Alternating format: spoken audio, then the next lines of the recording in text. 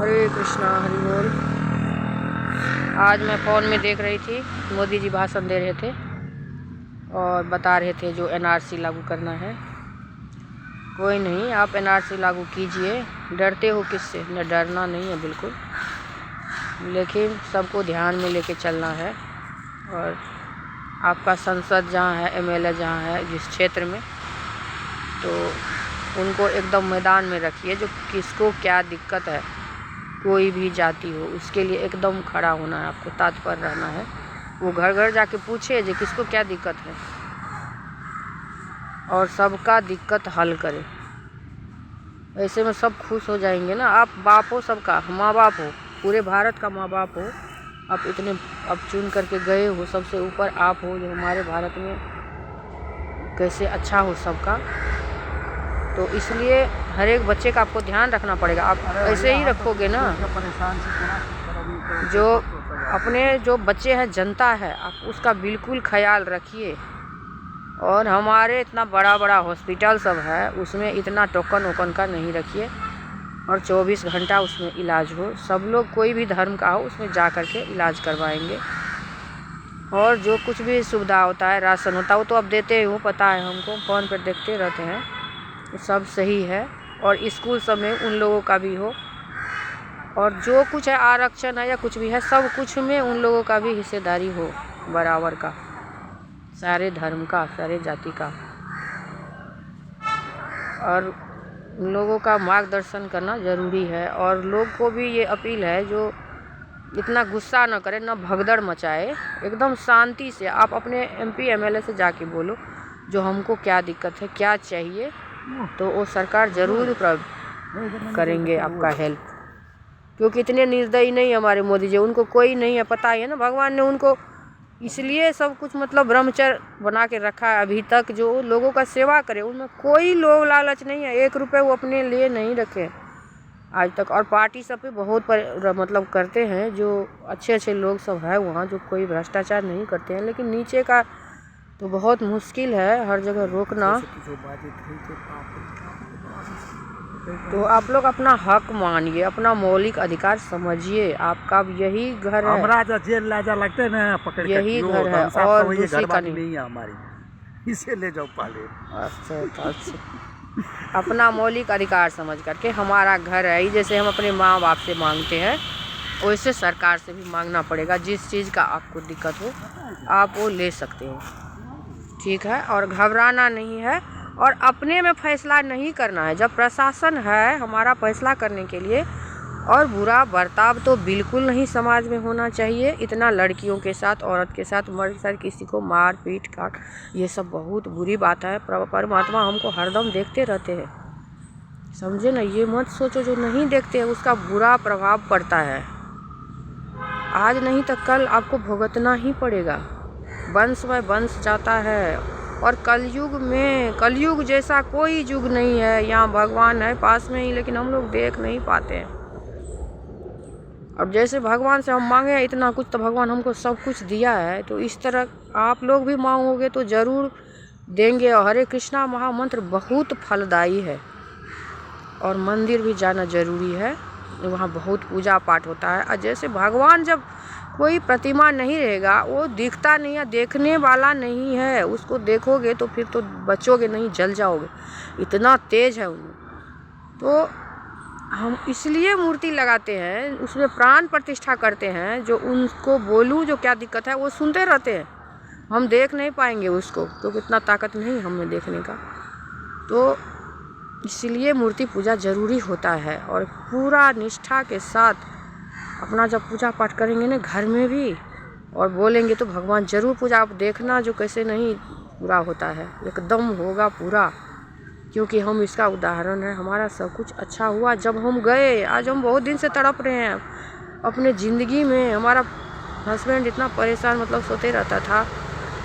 और पता ही है, जब एक हस्बैंड खड़ा नहीं आपके साथ में, तो दुनिया में क्या है। माँ बाप भी जब शादी करते देखते हैं, बिल्कुल नहीं देखते हैं। जब माँ बाप नहीं देखते, दूसरे देश का लोग क्या देखेंगे? दूसरे का क्यों बात सुनेंगे?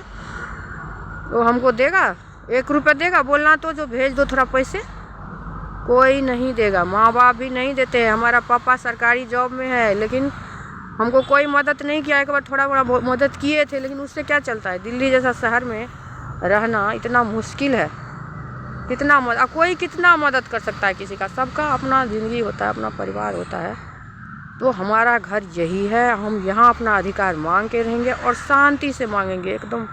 आप शांति से मांगोगे ना, सब कुछ आपका सरकार देंगे, जो जो दिक्कत है वो सब मिलेगा। घर भी दे रहे हैं, सब कुछ दे रहे हैं। तो आप बोलना जो मुझे ये चाहिए वो चाहिए, क्या दिक्कत है, तो वो सब करेंगे। और भगदड़ सब बिल्कुल नहीं, झंझट नहीं करना है। सुनते हैं देखो अभी बिहार में इतना 80 घर जला दिए कि लड़की सबको उससे जला दिए, भगवान देख रहे हैं, बहुत गुस्सा हो रहे हैं वो। ये बिल्कुल गलत बात था। जब मतलब आदमी से बढ़कर के खेत हो गया। मेरे दादाजी का बहुत सारा खेत दरभंगा महाराज से उन्होंने खरीदा था और लोग नहीं दे रहे थे, तो जा कर के फिर उन्होंने केस किया सबके ऊपर में, पूरा गांव वाले के ऊपर में, जिसके जिसके पास में वो खेत था, लेकिन कोई नहीं दिया। क्योंकि हमारा गांव भी बहुत उदंड था पहले, ब्राह्मण का गांव है। सहरसा जिला में 3रा नंबर का मेरा गांव है, सबसे बड़ा ब्राह्मण का बस्ती। अब विजेंद्र यादव को समझते हो ना, वो हमारे गांव का ही है। उससे पहले एमएलए भी हमारे, एमपी भी थे हमारे गांव का एक, चिरंजीव बाबू, और कांग्रेस से थे। लेकिन वो लोग इतना ईमानदार थे, और विजेंद्र यादव भी बहुत ईमानदार है। हमारे गांव में बिजली मोदी सरकार लाए हैं, बिजली नहीं था हमारे गांव में। मतलब 2-2 एमपी एमएलए होने के बाद भी हमारे गांव में बिजली नहीं था, कुछ भी नहीं था। और इतना लोग सब बदमाश था। हमारे दादाजी बोले कि कोई बात नहीं, छोड़ दो, नहीं दे रहा है ना खेत तो लेने दो, आज न कल निकल ही जाएगा, क्या जाओगे मरने कटने के लिए। उनका 5 बेटा, बहुत सब कुछ अच्छा था, लेकिन वो कभी अथी नहीं किए। एक ही बैलगाड़ी पर जाते थे और केस लड़के आते थे अपने उनके साथ में।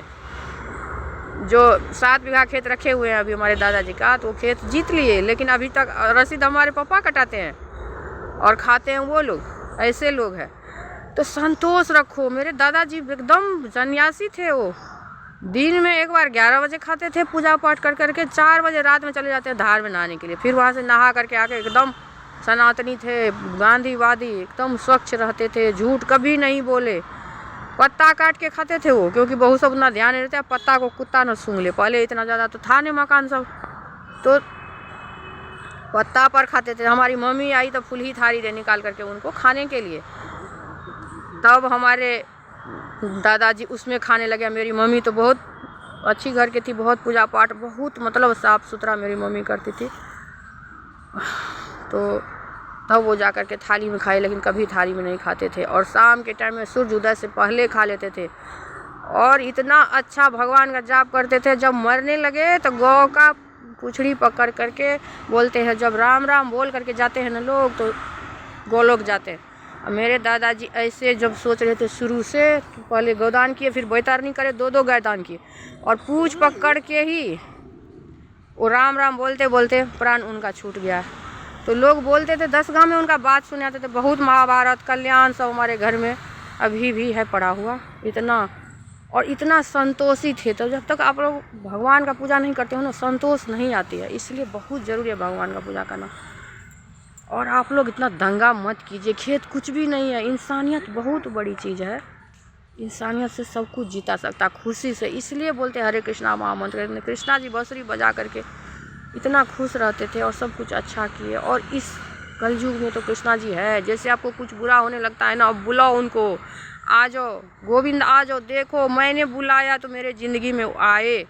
आप लोगों को भी मार्गदर्शन मिलेगी, जो ये करना है वो करना है, कैसे आपका बिजनेस बढ़ जाएगा, आपका पढ़ाई ठीक हो जाएगा। और भागवत जो है, भागवत हमारे जो है ना जादू की छड़ी है। एक बार आप भागवत ज़िंदगी में ज़रूर पढ़ो, जो बच्चे देखना सफल हो जाएंगे, एकदम सफल हो जाएंगे, सब कुछ ठीक हो जाएगा। और आप लोग अच्छे से रहिए, अपना मौलिक अधिकार मांगिए सरकार से, और सरकार भी सब कुछ देंगे आपको। हरे कृष्णा, हरि बोल। फिर मैं आगे वीडियो में मिलती हूँ। और तुलसी झा यूट्यूब चैनल सब्सक्राइब कर लीजिएगा। गलती हुआ हो तो माफ़ी चाहती हूँ, सॉरी।